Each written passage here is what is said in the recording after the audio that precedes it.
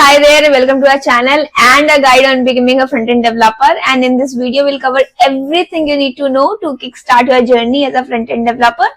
And whether you are in college or in the beginner stage or looking to level up your skills, so we have got you covered in this video, so don't worry on that.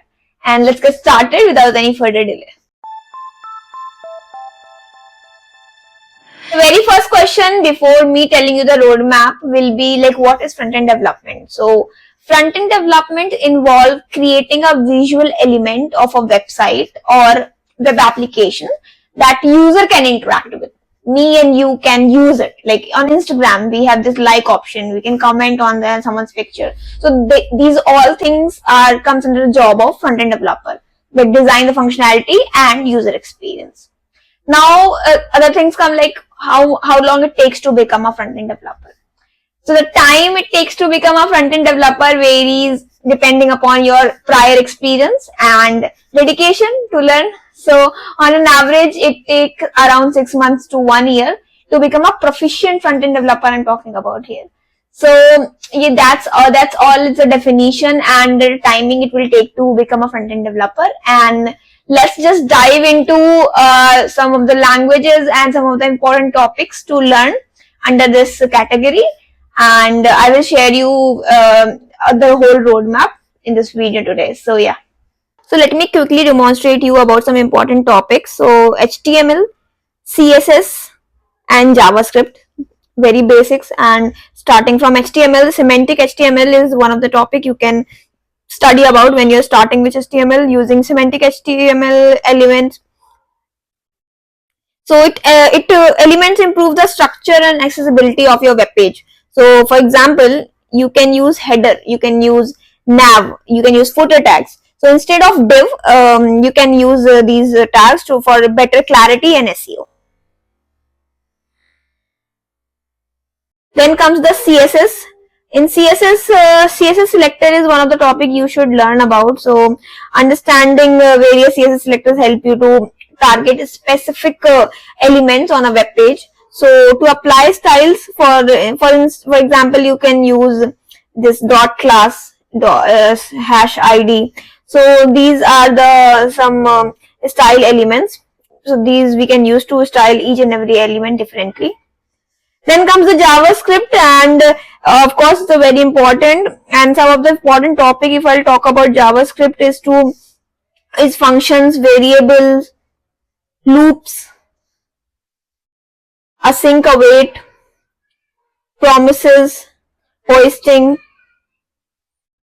Okay, and apart from this, for example, using event listener to create elements on a web page. So you can use JavaScript for that.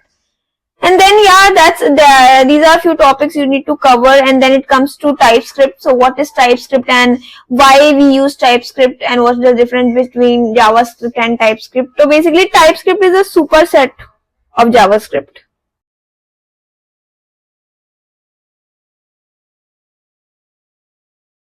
It adds static typing and other features to improve developers' productivity and code quality. So the main difference if I'll talk about between JavaScript and TypeScript is that TypeScript provides type checking at the time of compile, which helps to catch errors and early in the development process. So that is very important. And now let's talk about some important libraries and frameworks like you can use and learn. Like first of all, I'll talk about React, which is my favorite and a popular JavaScript library for building user interfaces.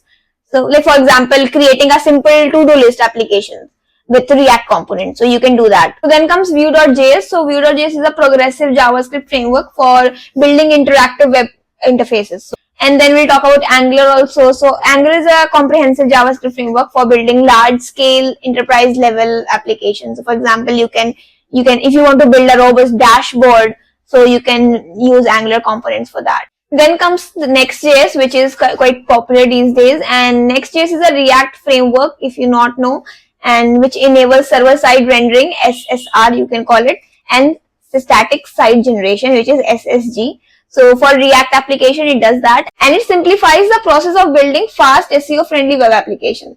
So for example, if you want to optimize page load time, so you can do it with Next.js. So you can read more about it. Then another thing which is very hyped these days is MERN stack development. So what is MERN stack development? I'll tell you. It is consist of MongoDB, Express.js, React, and Node.js. So I think most of you guys might know about it. So which is only used for building a full stack web application. So for example, if you want to build social media platform, you want to build maybe Netflix clone, which is like already have authentication and like real time updates, or so you can do it using MERN stack development.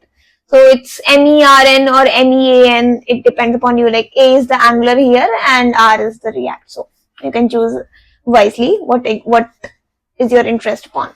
Using a tool like NPM or Yarn in front-end development. So these packages managers help to manage dependency and automate the development process. So you can publish the projects online for user to access it. So you can learn all these things, whatever I am mentioning here, and just go through once for each and every toolkit or each and every language I'm telling you about, and just once try by your own, and then just explore what is right for you and then choose the right path. So then comes the unit testing, which is very important for a front-end developer to know what is unit testing. So unit testing ensures that individual component or a function that you have written in your front-end application working as expected. So you can use tools like Zest. You can also use React testing libraries that are commonly used for writing and running unit test cases to validate front-end code.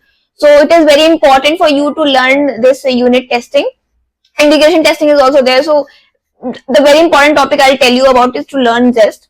And then comes the version control. Version control, I think you might have heard about GitHub. So system like Git enables a developer to track changes to their code base, okay, to collaborate with your team members and to revert the previous version if needed. So GitHub and GitLab are the popular platforms for this, for hosting Git repositories and manage projects workflow. So you have heard about Bitbucket also. So this is called version control. So if you are going to work somewhere, so you should have a knowledge of version control, GitHub, and you can do open source contribution also. So just go and learn about this. Then comes the job opportunity. So front-end developers are in high demand with job opportunities available in various industries and sectors. So companies are definitely seeking a developer in proficient modern, technologies and like trends, which are recent front-end development trends, to keep yourself updated with all the technologies and framework like React, Vue.js, Next.js, Angular. I've told you about everything. So definitely you have a competitive salary and a good benefit. So there are no issues with the job opportunities. The job opportunities kafi. And yeah, that's it. There you have it. And your complete front-end development roadmap is here. So whether you are just starting out or just looking to, advance your skills or advance your career, these things are very important. And there are a lot of things. Learning is never ending. So everything will come up and you have to learn and you have to cope up with everything. So to become a successful front-end developer, these are things are important, which I have shared. So all the best and keep watching the video. Bye bye.